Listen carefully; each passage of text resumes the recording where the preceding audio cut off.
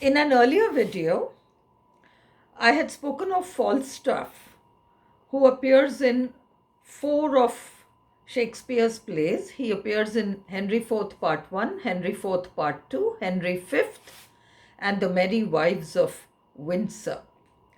Today, let us look at another character in Shakespeare's plays, Antonio, and Antonio appears in 5 of Shakespeare's plays.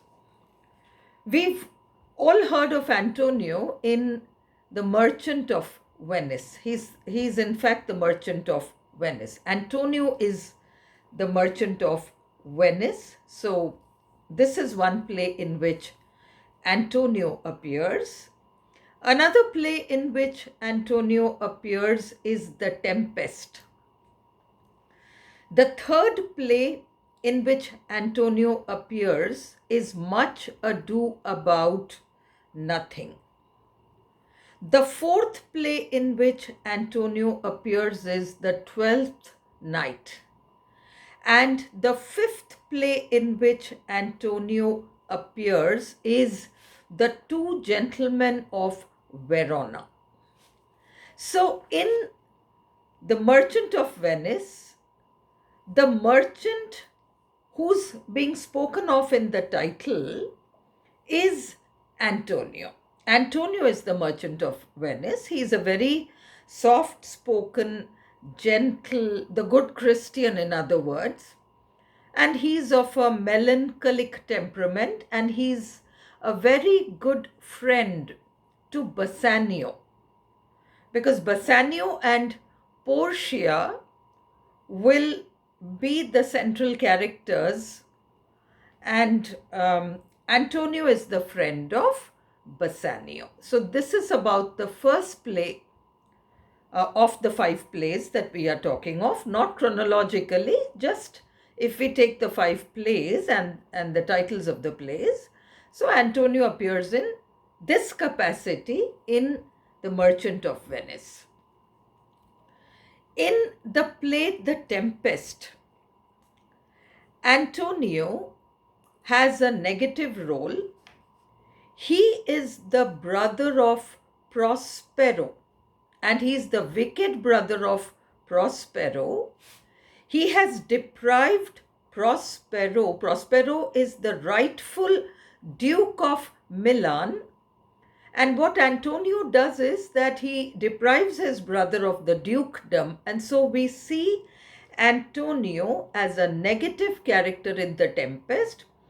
However, as fate would have it, towards the end of the play, Antonio is forced to come to that island where Prospero is living along with his daughter Miranda. And so, because Miranda and her father Prospero are living on this island, Prospero has been, deprived of the dukedom, and Antonio has usurped it. And so Prospero is living on this island, and ultimately Antonio, the wicked brother, is forced to come to this island, and Prospero, of course, forgives him. This is the second play. Again, not chronologically, but we are just taking 5 titles, 5 plays in which Antonio appears, and this is another play in which Antonio appears. The third is Much Ado About Nothing.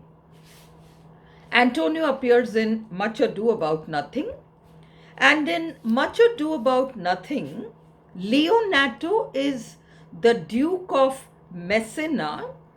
He has a daughter called Hero. She's one of the central characters. And Leonato's brother is Antonio, and he's a good brother. He has the interest of the family at heart. He always gives wise counsel. He's a positive character in this play. Much Ado About Nothing. This is the third. So we saw The Merchant of Venice, we saw The Tempest, we saw Much Ado About Nothing, and then the fourth play is The Twelfth Night, in which Viola is a central character. She has a twin brother called Sebastian. And there's a shipwrecking episode in which Viola comes to the shore.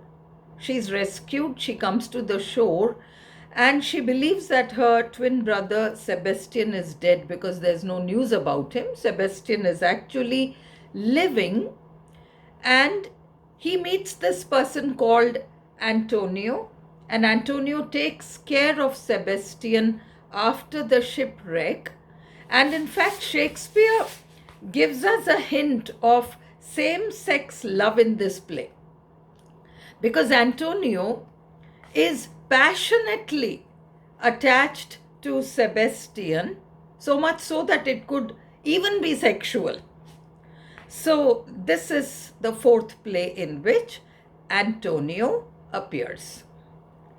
In the fifth play, which is the Two Gentlemen of Verona, this is another play in which Antonio appears, and the two gentlemen in question are Proteus and Valentine.